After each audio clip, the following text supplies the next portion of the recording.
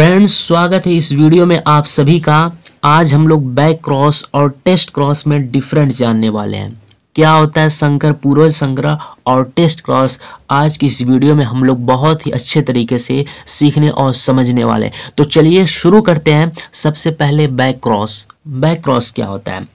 F1 संकर संतति तथा P1 पीढ़ी के किसी एक जनक के बीच संकरण को बैक क्रॉस संकर पूर्वज संकरण कहते हैं। यहाँ से समझते हैं। हमने शुद्ध लंबे पौधे ले रखे हैं और यहाँ पे शुद्ध बौने पौधे, इसको शुद्ध नाटा पौधा भी कह सकते हैं। ठीक है, अब इन दोनों का जब हम क्या करेंगे, क्रॉस हाइब्रिडाइजेशन कराएंगे तो संकर लंबे पौधे प्राप्त होंगे। अब इन्हीं संकर लंबे पौधे का अगर हम P1 पीढ़ी के किसी एक जनक के बीच संकरण करा दें तो वही हमारा बैक क्रॉस हो जाएगा। इससे आप समझिए ये हमारा संकर लंबे पौधे है। ठीक, P1 पीढ़ी के किसी एक जनक, इन दोनों में से किसी एक जनक के बीच अगर हम संकरण कराते हैं तो उसी को बैक क्रॉस बोलते हैं।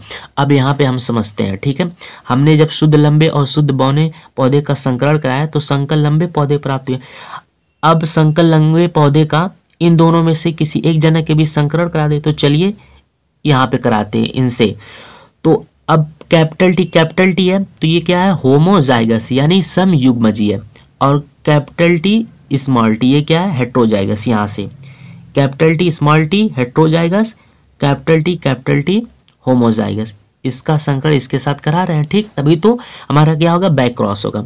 अब यहाँ पे हम लोग चेकर बोर्ड के माध्यम से समझते हैं। ठीक है, कैपिटल टी ये क्या गैमेट है, कैपिटल टी स्मॉल टी ये भी गैमेट है। ये नर है और ये मादा युग्मक है। ठीक, अब कैपिटल टी यहाँ से कैपिटल टी, यहाँ से कैपिटल टी, यहाँ से कैपिटल टी, यहाँ से कैपिटल टी, यहाँ से कैपिटल टी, यहाँ से स्मॉल टी, यहाँ से कैपिटल टी, यहाँ से स्मॉल टी। अब देखिए परिणाम क्या प्राप्त हुआ, 50% होमोजाइगस और 50% हेट्रोजाइगस, मतलब 50% समयुग्मजी और 50% विषमयुग्मजी। यहाँ पे देखिए 50% क्या है, समयुग्मजी है और यहाँ पे 50% विषमयुग्मजी है। ठीक है, तो आपको समझ में आ गया होगा। अब इंग्लिश में इसको कैसे लिखेंगे यहाँ पे समझते हैं। Back cross is the process of crossing और एमेटिंग ए हाइब्रिड और sparing with on of its parents.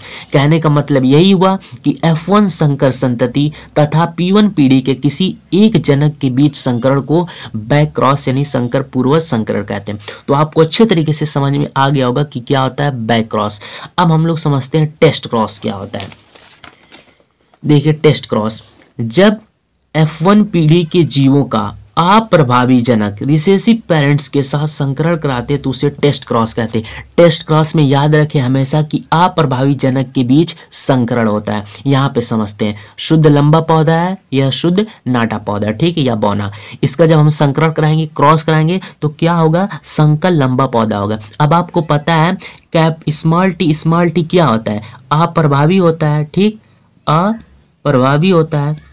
तो यही यहाँ पे कह रहा है कि जब F1 पीढ़ी के, ये F1 पीढ़ी है, कि जीवों का अप्रभावी जनक, ये अप्रभावी के जनक के बीच संकरण कराया जाता है तो उसे टेस्ट क्रॉस कहते हैं। यहाँ पे समझ सकते हैं ये क्या है, F1 पीढ़ी संकर लंबा पौधा है, इसका क्रॉस जो है यहाँ कराएंगे शुद्ध बौने पौधे के साथ, तो यही क्या हुआ, टेस्ट क्रॉस हुआ। अब यहाँ पे चेकर बोर्ड के माध्यम से समझते हैं। तो ड्वार्फ है यानी कि बौना है, स्मॉल टी, ठीक, और ये कैपिटल टी स्मॉल टी।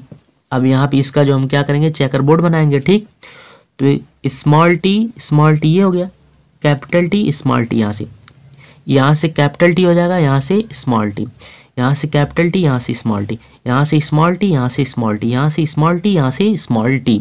अब देखिए 50% जो है हेट्रोजाइगस, ठीक, विषम युग्मजी, और 50% बौना पौधा प्राप्त। यहाँ पे देखिए 50% जो है विषम युग्म की और 50% बौना, ये बौना पौधा है।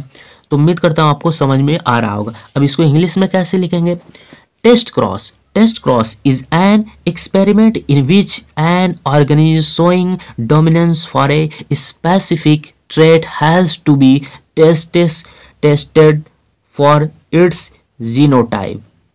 ठीक, कहने का मतलब यहाँ पे यही हुआ कि जब F1 पीढ़ी के जीवों का अप्रभावी जनक रिसेसिव पेरेंट के साथ संकरण कराते हैं तो उसे टेस्ट क्रॉस कहते हैं। याद रखिए टेस्ट क्रॉस में हमेशा अप्रभावी जनक रिसेसिव पेरेंट के साथ संकरण होता है, लेकिन बैक क्रॉस में F1 संकर संतति यानी ये F1 संकर से P1 पीढ़ी के यानी P1 पीढ़ी के किसी भी जनक के साथ, इन दोनों में किसी भी जनक के साथ अगर संकरण कराएंगे तो उसे बैक क्रॉस कहेंगे।